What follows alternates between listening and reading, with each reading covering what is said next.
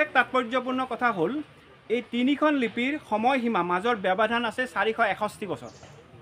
1206 পৰা 1667লৈকে আমি যদি চাওঁ 461 বছৰৰ ব্যৱধানত তিনিখন লিপি একে ঠাইতে পাইছোঁ।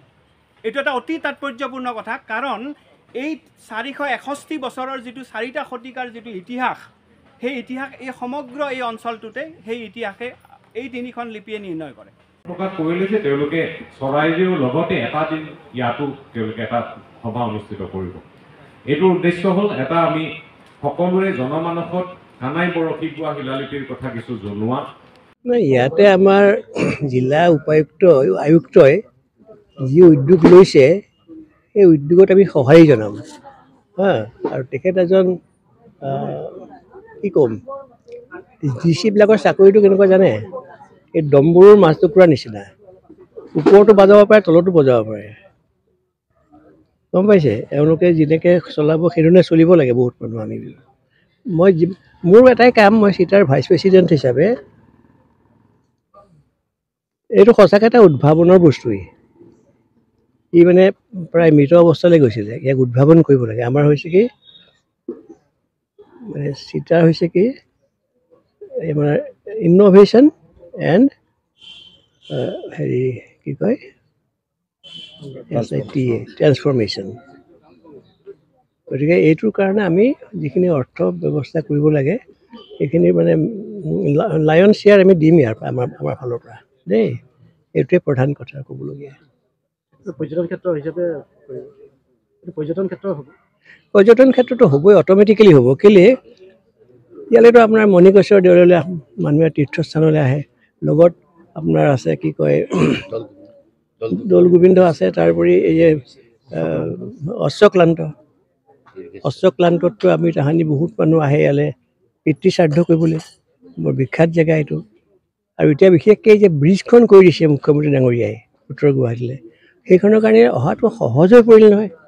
আগৰ মানে নদীত নাৱত আহিব লাগে, নহ'লে জাহাজখন জাহাজত আহিব লাগে। গতিকে এতিয়া কিন্তু সহজ, আৰু গাড়ীখন ল'ব 15 মিনিটত ফাঁচী বজাৰৰ পৰা ওলাবহি, হয়নে নহয়?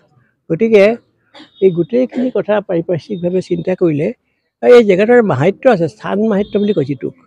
আমি মই অহাৰ পিছৰ পৰা ইয়াত চাৰ্জ হৈছোঁ আচলতে। মই আটাইখিনি চালোঁ, তললৈও গ'লোঁ। মোৰ বয়সত তললৈ যোৱাটো ইমান সহজ নহয়, অলপ ছাপোৰ্ট ল'ব লগা হৈছে বাৰু, কিন্তু ভাল লাগিলে আহি। আৰু আপোনালোকক মই এটা কথা কওঁ যে মোৰ ফালৰ পৰা কৰিব লগাখিনি কৰিমেই মই, আৰু লগতে মুখ্যমন্ত্ৰীৰ লগতো আলোচনা কৰি পেলাই ব্যৱস্থা ল'ম। ধন্যবাদ।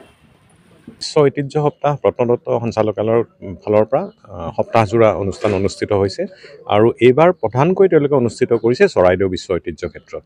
আৰু তাৰ লগত আজি কিছুদিন আগতে এই স্থানতে হোৱা সিদ্ধান্ত মৰ্মে তেওঁলোকে তেতিয়াই আমাক নিশ্চিতি প্ৰকাশ কৰিছিলে যে আমি এটা দিন কানাই বৰশী বোৱা শিলালিপি প্ৰত্নতাত্ত্বিক স্থানতো আমি এই অনুষ্ঠান অনুষ্ঠিত কৰিম, এই ঠাইখনক আৰু বেছি প্ৰমোট কৰাৰ কাৰণে। আৰু সেইবাবে আজি তেওঁলোকৰ প্ৰত্যক্ষ সহযোগিতাত আৰু লগত প্ৰশাসন আৰু আবিলাক আমি দুটা অৰ্গেনাইজেশ্যনে আমি ইয়াত সহযোগ কৰিছোঁ।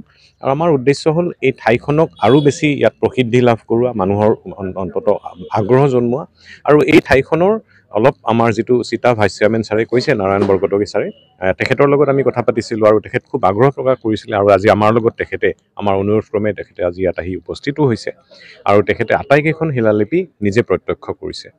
আৰু লগতে আমি ভাবিছোঁ যে সকলোৰে সহযোগত আমি হয়তো এই ঠাইখনক আৰু অধিক মাত্ৰা প্ৰদান কৰিব পাৰিম। আৰু এই ঠাইডোখৰ আমাৰ কিছুদিন পাছতে আমি হয়তো উত্তৰ গুৱাহাটীৰ আমাৰ দলংখন মুকলি হ'ব, লগে লগে ইয়াত যিকোনো মানুহৰ পৰ্যটকৰ মানে আগমন আৰু বেছি বাঢ়িব। তাৰ লগত আমি আচলতে ট্ৰান্সফৰ্ম কৰিবই লাগিব। সেইকাৰণে আমি মানে চিটাৰ দেখিছোঁ যে চিটাই আচলতে ইন'ভেশ্যন আৰু ট্ৰান্সফৰ্মেশ্যনৰ কামেই বেছিকৈ কৰি, গতিকে এনেকুৱা ধৰণৰ ঠাইবিলাক যিবোৰ হয়তো কিছু পৰিমাণে পৰিত্যক্ত হৈ আছে, আজি কিছুদিন ধৰি আমি আহি আছোঁ কাৰণে হয়তো ঠাইখন অকণমান এতিয়া পৰ্যটকৰ কেন্দ্ৰবিন্দু বা হৈ আছে, ভাল হৈ আছে। কিন্তু মোক আগতে খবৰ দিয়া মতে যে ঠাইখন সকলো সময়তে এনেকুৱা ধৰণৰ হৈ নাথাকিছিল।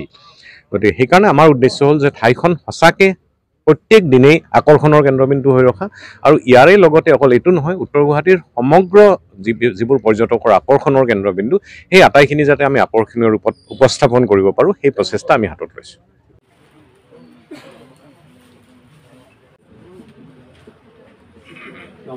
বিশেষভাৱে গুৰুত্বপূৰ্ণ। অলপ আগতে আমাৰ আদৰণি ভাষণত কৈ গৈছে যে আমাৰ পুৰাতাত্ত্বিক সমলবিলাক আমি সংৰক্ষণ কৰিব লাগে। পুষ্য বৰ্মনৰ পৰা আমি সপ্তম শতিকালৈ বৰ্মন বংশ, সপ্তম শতিকাৰ খ্ৰীষ্টীয় 650 পৰা 990লৈকে শালস্তম্ভ বংশ, 990ৰ পৰা 1250লৈকে এইটো পাল বংশ। কিন্তু আটাইতকৈ ডাঙৰ কথা, এই লিপিখনৰ গুৰুত্ব কিয় ইমান বেছি, এই যে 990ৰ পৰা 1250লৈকে যিটো ইতিহাস, সেই ইতিহাস অতি কুচিয়েল, অতি মানে বেলেগ ধৰণৰ জটিল ইতিহাস। বিশ্ব ঐতিহ্য সপ্তাহ 2024 আমি অসম চৰকাৰৰ প্ৰত্নতত্ত্ব বিভাগে প্ৰতি বছৰে আমি আয়োজন কৰি আহিছোঁ আৰু তাৰে এক অংশ হিচাপে এই কানাই বৰশী বোৱা প্ৰত্নতাত্ত্বিক স্থানত ঐতিহ্য সংৰক্ষণৰ এখন সভা প্ৰত্নতত্ত্ব সঞ্চালকালয় অসম আৰু কামৰূপ জিলা প্ৰশাসনৰ উদ্যোগত অনুষ্ঠিত হৈ যায়।